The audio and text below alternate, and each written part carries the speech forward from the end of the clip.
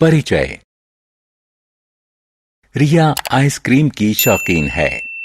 वह रेफ्रिजरेटर के deep freezer से आइसक्रीम बाहर निकालती है, लेकिन उसे आश्चर्य होता है कि आइसक्रीम तरल की तरह बह रही है। उसकी मां का कहना है कि 5 घंटे के लिए बिजली की आपूर्ति में रुकावट थी, तो आइसक्रीम पिघल गई। तो क्या अब रिया मूल ठोस रूप में आइसक्रीम को पा सकती है? इसका जवाब है हां। आइए जानें कि कैसे। उद्देश्य। इस पाठ के अंत में आप निम्न करने में सक्षम हो जाएंगे। परिवर्तन को परिभाषित करना, भौतिक परिवर्तन को समझाना, भौतिक परिवर्तनों के उदाहरण देना। परिवर्तन। हम कई परिवर्तन देखते हैं।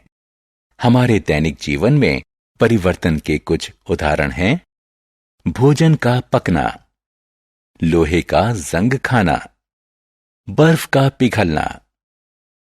परिवर्तन एक प्रक्रिया है जिसमें किसी पदार्थ की अवस्था, रंग, आकार, आकृति, गुण, रासायनिक संगठन और संरचना में बदलाव आता है।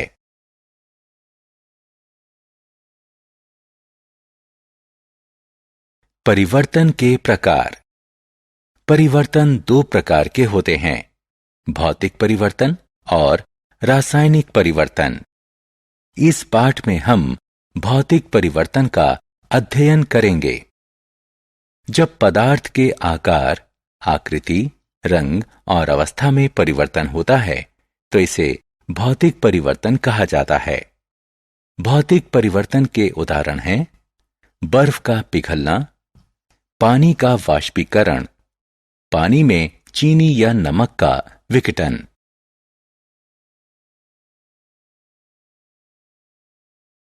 भौतिक परिवर्तन के लक्षण। कागज का एक टुकड़ा लीजिए। एक कागज को हवाई जहाज बनाने के लिए इसे मोड़िए। इसके आकार में परिवर्तन आया है, लेकिन हम अपने मूल आकार के कागज के इस टुकड़े को वापस प्राप्त कर सकते हैं। अतः यह एक उत्क्रमणीय परिवर्तन है। इस प्रक्रिया में कागज की रासायनिक संरचना समान रहती है। भौतिक परिवर्तनों के उदाहरण।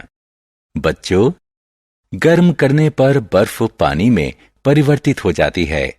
जब इस पानी को 100 डिग्री सेंटीग्रेड पर गर्म किया जाता है, तो यह वाष्प में परिवर्तित हो जाता है। यह वाष्प ठंडा होने पर जल में परिवर्तित हो जाती है। अतः इस पूरी प्रक्रिया में जल की केवल अवस्था परिवर्तित होती है, किंतु उसकी रासायनिक संरचना समान रहती है।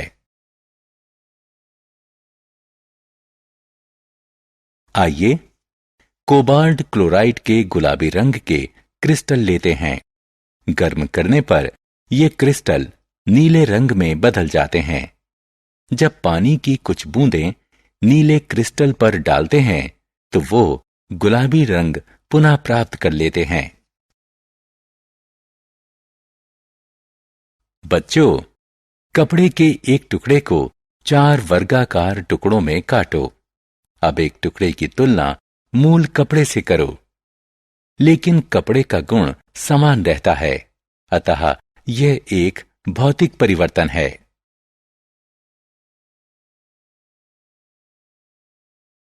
लवण का शुद्ध क्रिस्टल क्रिस्टलीकरण की प्रक्रिया से प्राप्त किया जा सकता है।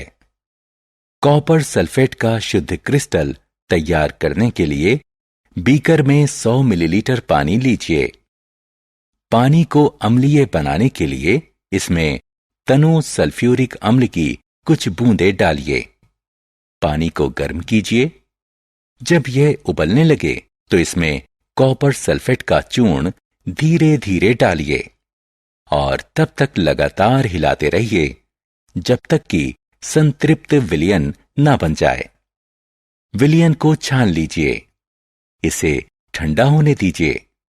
कुछ देर बाद आपको विलयन में नीले रंग के चमकदार कॉपर सल्फेट के क्रिस्टल कण दिखाई देंगे। सारांश। आइए हमने जो कुछ सीखा है उसे संक्षेप में दोहराएं। वह प्रक्रिया जिसमें किसी पदार्थ की अवस्था, रंग, आकार, आकृति, गुण, रासायनिक संगठन और संरचना में बदलाव आता है उसे परिवर्तन कहा जाता है। जब पदार्थ के सिर्फ भौतिक गुणों में परिवर्तन होता है तो इसे भौतिक परिवर्तन कहा जाता है। भौतिक परिवर्तन अस्थायी और उत्क्रमणीय होता है। पदार्थों की रासायनिक संरचना भौतिक परिवर्तन में समान रहती है। इसके विलयन से शुद्ध क्रिस्टल यौगिक प्राप्त करने की प्रक्रिया को क्रिस्टलीकरण कहा जाता है।